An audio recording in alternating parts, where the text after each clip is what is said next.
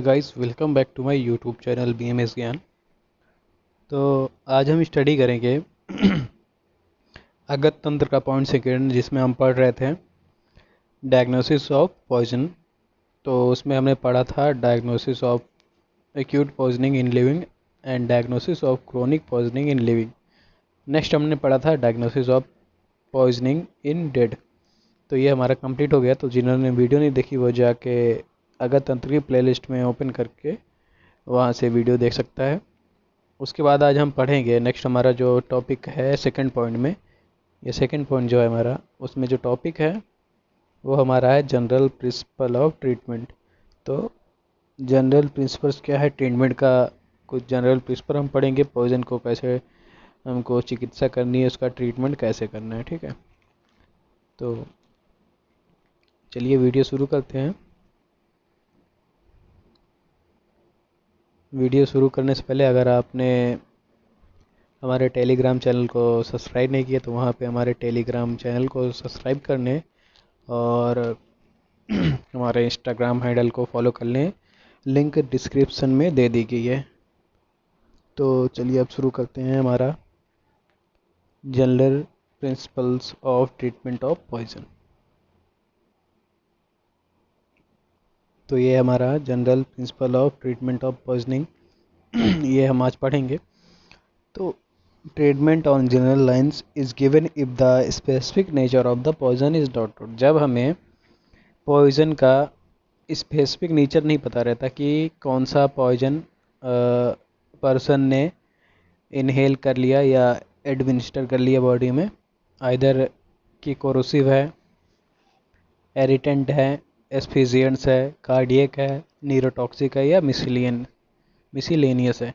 तो जब हम ये सारे पॉइजन्स के बारे में हमें नहीं पता, एग्जैक्ट पता नहीं रहता, तो हम एक जनरल प्रिंसिपल फॉलो करते हैं पॉइजन के ट्रीटमेंट के लिए। उसके बारे में इस वीडियो में या इस टॉपिक में हमें देखना है। ठीक है, तो शुरू से लेकर अंत तक बने रहिएगा, तभी समझ में आएगा। तो सबसे पहले हम देखते हैं एम क्या रहेगा हमारे में। मतलब सबसे पहले हमारा एम क्या रहेगा, to remove the unabsorbed poison. जो भी पॉइजन जो है अनएब्जॉर्ब है, जो बॉडी ने एब्जॉर्ब नहीं किया है, जैसे कि अगर कुछ घंटे में या कुछ 1 घंटे के अंदर, 2 घंटे के अंदर, जब क्या रहता है कि पॉइजन जो रहता है वो स्टमक में पड़ा रहता है, तो उसमें क्या होता है कि उस समय हमें उसको निकालने की कोशिश करनी चाहिए।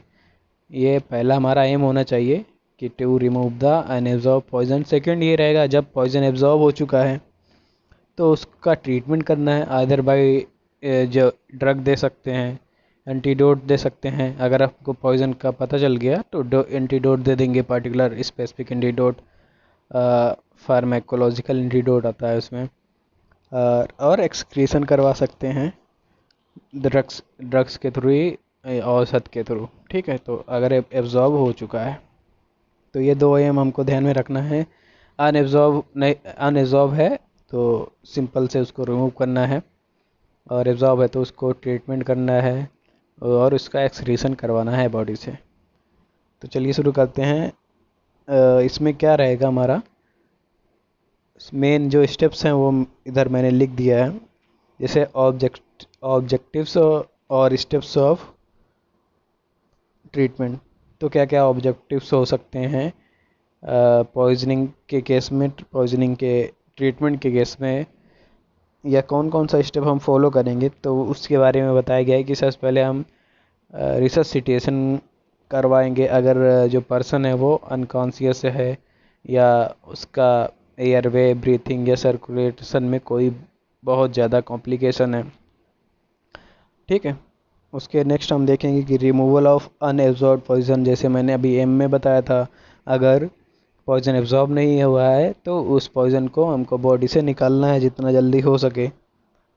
यूज़ ऑफ एंटीडोट का यूज़ करना है जब हमें पता चल गया, आइदर बाई टेकिंग हिस्ट्री या फैमिली से या किसी पर्सन से जो उस समय उस प्लेस पे था, जब उस पर्सन ने पॉइज़न लिया था या उसका कोई एविडेंस मिल गया जहाँ पे परचेस हुआ, या उसके रूम में या घर में ऐसा कुछ मिल गया, ड्रग की शीशी वगैरह मिल गई, तो हम अंदाज़ा लगा सकते हैं कि वो इसने ये पार्टिकुलर पॉइज़न खाया है, तो हमें ये एंटीडोट उसको देना है। तो चलिए आगे हम पार्टिकुलर एंटीडोट के बारे में बात करेंगे। उसके बाद एलिमिनेशन ऑफ एब्जॉर्ब पॉइज़न, जो भी पॉइज़न एब्जॉर्ब हुआ है उसका एलिमिनेशन करवाना है। सिम्टोमेटिक ट्रीटमेंट, जो भी सिम्टम्स आ रहे हैं बॉडी में पॉइज़न के इफ़ेक्ट से, उस तो हमको सिम्टोमेटिक वाइज उसका ट्रीटमेंट करना है। जो भी लक्षण दिख रहे हैं उस हिसाब से ट्रीटमेंट देना है। फिर जनरल केयर आता है 6 पॉइंट, तो जनरल केयर पेशेंट का करेंगे। तो यही है हमारा जो इम्पोर्टेंट पॉइंट है, 6 पॉइंट है। अगर पेशेंट अनकॉन्शियस है या बहुत कॉम्प्लिकेटेड स्टेट में, जब उसका एयरवे, ब्रीथिंग, सर्कुलेशन इसमें से कुछ भी वर्क सही से नहीं कर रहा है, फंक्शन नहीं कर रहा है, तो हमें सबसे पहले रिससिटेशन करवाना पड़ेगा। फिर अगर पॉइजन अनएब्जॉर्ब्ड है तो उसको निकालना है। अगर एब्जॉर्ब है तो एंटीडोट के माध्यम से उसको एलिमिनेशन करवाना है या ड्रग्स के माध्यम से। फिर सिम्टोमेटिक ट्रीटमेंट और जनरल केयर ऑफ पेशेंट। ठीक है, अब देखते हैं रिससिटेशन या सपोर्टिव केयर। तो इसको आप ABCD से ध्यान रखिएगा कि रिससिटेशन ऐसे ही होता है। ये कॉमरवृत्त में भी आएगा। प्रेगनेंसी जब हो डिलीवरी जब होती है उस कंडीशन में भी इसका ही बात हुई थी। तो चलिए इसमें देखते हैं ABCD। तो सबसे पहले जो A है वो एयरवे मैनेजमेंट के लिए आया है। क्या है कि सबसे पहले हमें ये देखना है, अगर उसके माउथ में, नोज़ में कोई फ्रोथ है, फैन वगैरह है, तो उसको हमको क्लीन करना है। ठीक है, और फिर उसके बाद उसको प्रॉपर एयरवे के लिए हमें बॉडी की पोजीशन कैसी होनी चाहिए, तो उसको सुपाइन पोजीशन में लिटा के उसका हेड जो रहेगा वो टिल्ट पोजीशन में रहेगा और चिन जो रहेगी लिफ्ट रहेगी, मतलब उठी हुई रहेगी। तो चिन थोड़ा उठी हुई रहेगी और हेड नीचे की ओर रहेगा, बॉडी से थोड़ा नीचे, ताकि उसका जो एयरवे है वो मतलब सही से उसमें हवा जा सके उसके माउथ में, नोज़ में, ताकि उसको सांस लेने में कोई दिक्कत ना हो। सेकंड है सक्शन। सक्शन में क्या है, अगर उसका एयरवे, ट्रैकिया, माउथ या नोज़ ब्लॉक्ड हो चुका है बाई सलाइवेशन और फ्रोथ के कारण या सलाइवा के कारण, तो उसमें हमको सक्शन के द्वारा उसके एयरवे को क्लियर करना है। Mouth gag. माउथ गैग क्या है कि placed in between the teeth, तो जो दोनों ऊपर और नीचे के दांतों में जो फंसा के मुंह को खोले रखने के लिए जो इक्विपमेंट प्रयोग होता है उसे हम माउथ गैग बोलते हैं, ताकि उसका मुंह खुला रहे और एयरवे उसका बना रहे, मतलब वो सांस वगैरह ले सके, एयरवे प्रॉपर हो उसका। फोर्थ है एंडोट्रैकियल ट्यूब, या इसी को हम इंट्यूबेशन बोलते हैं। तो ये क्या होता है, एक पाइप होती है, ट्यूब होती है, जिसके कारण हम उसको इंट्यूबेशन करवाते हैं। और अगर लास्ट में अगर ये सारा काम नहीं कर रहा है तो ट्रैकियोस्टॉमी करते हैं।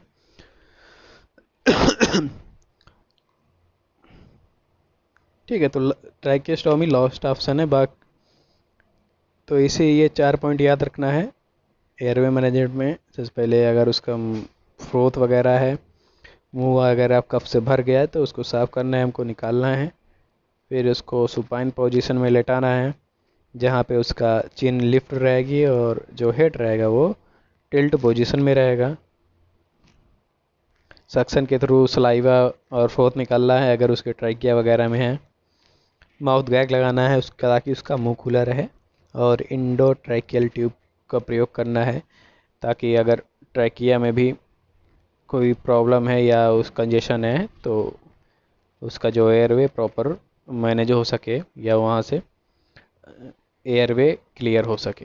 और लास्ट ऑप्शन रहता है, अगर ये सारा वर्क नहीं कर रहा है और वो पेशेंट जो है वो सांस के कारण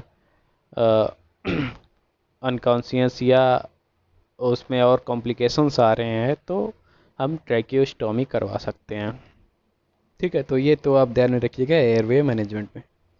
उसके बाद आते हैं हम ब्रीथिंग मैनेजमेंट में। तो ब्रीथिंग मैनेजमेंट में क्या करना है उसके, अगर वो फील्ड में है और वो सांस नहीं ले पा रहा है, तो फील्ड में अगर वो है जहाँ पे आसपास हॉस्पिटल नहीं है, तो आपको माउथ टू माउथ रेस्पिरेशन देना है। इन केस ऑफ हॉस्पिटल अगर आप पेशेंट को लेके पहुंच जाते हैं, तो वहाँ पे आप O2 मेंटेन, उसका ऑक्सीजन लेवल मेंटेन करिए 100% पे। Manual ventilation by Ambu bag के द्वारा उसका मैनुअल वेंटिलेशन करिए, और हार्ट लंग मशीन के द्वारा मैकेनिकल वेंटिलेशन, ताकि उसकी जो ब्रीथिंग की प्रॉब्लम है वो ब्रीथिंग की प्रॉब्लम उसके ठीक हो जाए और वो पेशेंट जो होता है वो रिकवर हो सके। सी है जो हमारा सर्कुलेशन, ABCD। तो यहाँ पे जो सी था सर्कुलेशन मैनेजमेंट।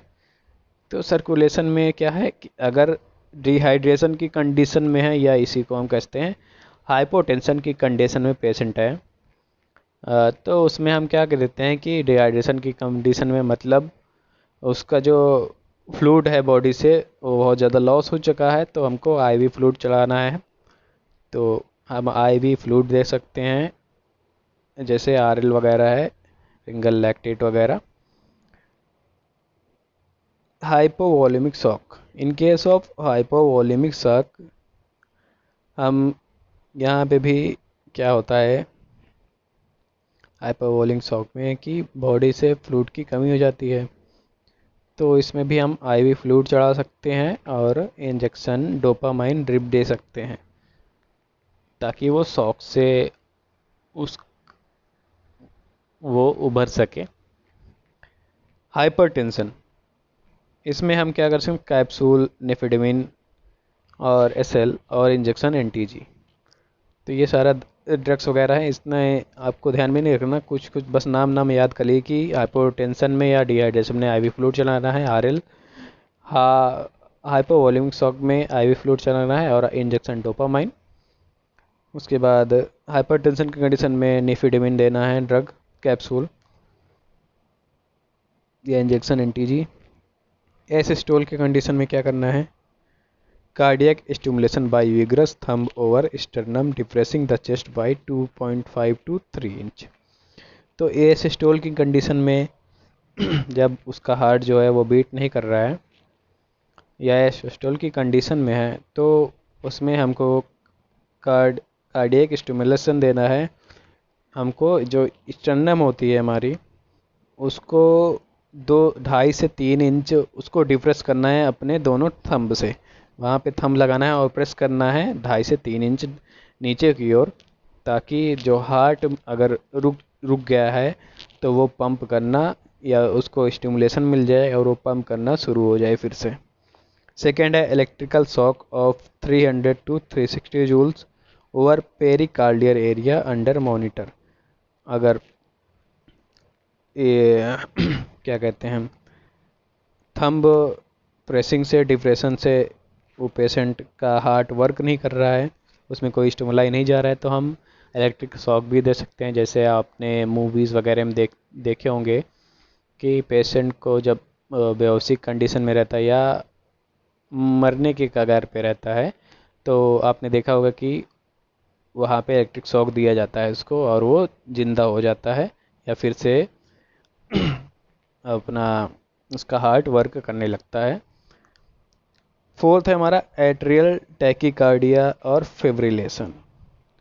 इसमें क्या है, तो इसमें जब हार्ट बीट बढ़ी रहती है तो carotid sinus massage on side of neck, तो हमको क्या करना है, नेक के साइड पे हमको कैरोटिड साइनस जो होता है वहाँ पे मसाज करना है, या IV हम वेरा वेरा अमिल दे सकते हैं जो कि कैल्शियम चैनल ब्रोकर है। ये सब आप ध्यान में नहीं रखिएगा, इतना आपको नहीं याद रखना है, यही कुछ 4-5 पॉइंट याद रख लीजिएगा ऊपर का, वो ज़्यादा सही रहेगा। उसके बाद वेंट्रिकुलर ट्रैकिकार्डिया में क्या है, आईवी ज़ाइलोकेन दे सकते हैं जो कि मेम्ब्रेन स्टेबलाइजर है। डी हमारा लास्ट है इसमें, एबी रिससिटेशन में ABCD का, तो ड्रग मैनेजमेंट है ये, जब पेशेंट इस एक्सेसिव सिक्रीशन या उसकी हार्ट बीट बिल्कुल लो हो गई है तो उसकी केस में हम एट्रोपिन का इंजेक्शन लगा सकते हैं ताकि उसकी जो हार्ट बीट है वो नॉर्मल हो जाए। और अगर हार्ट रिस्टार्ट करना है, मतलब हार्ट वर्क नहीं कर रहा है, बिल्कुल एकदम शांत हो गया है, उस केस में हम इंजेक्शन एड्रेनलिन दे सकते हैं। आपने बहुत बार सुना होगा कि एड्रेनलिन देते हैं तो कार्डियक फिर से अपना वर्क, हार्ट अपना फिर से वर्क करने लगता है। डोपामाइन, हाइपोवॉल्यूमिक शॉक में डोपामाइन, जैसे अभी देखा रहा था ऊपर आपने, डोपामाइन इंजेक्शन लगाना है, ठीक। तो नेक्स्ट वीडियो में हम देखेंगे हमारा second point, removal of unabsorbed poison, ठीक है। तो हमने देख लिया इसमें ड्रग मैनेजमेंट,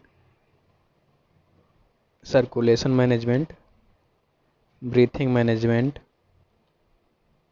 एयरवे मैनेजमेंट। ये हमारा पहला पॉइंट था इसका, रिससिटेशन का। तो नेक्स्ट वीडियो में हम रिमूवल ऑफ अनएब्जॉर्ब्ड पॉइजन के बारे में देखेंगे, कैसे हमें अनएब्जॉर्ब्ड पॉइजन को निकालना है शरीर के बाहर। तो रिससिटेशन में आप, आई होप कि आपको समझ में आ गया हो कि ABCD के पे हमको करना है, पहले एयरवे, फिर ब्रीथिंग, फिर सर्कुलेशन और फिर ड्रग। तो इसमें कोई भी डाउट हो तो आप हमें इंस्टाग्राम पे या यूट्यूब के इस कमेंट बॉक्स में, इस वीडियो के कमेंट बॉक्स में अपना क्वेश्चन डाल दीजिएगा। और अगर किसी टॉपिक पे वीडियो चाहिए तब भी आप अपना सजेशन डाल सकते हैं, तो जितना पॉसिबल होगा मैं उस टॉपिक पे जल्द से जल्द वीडियो डाल दूँगा, ठीक है। तो मिलते हैं नेक्स्ट वीडियो में। Stay home, stay safe, thank you.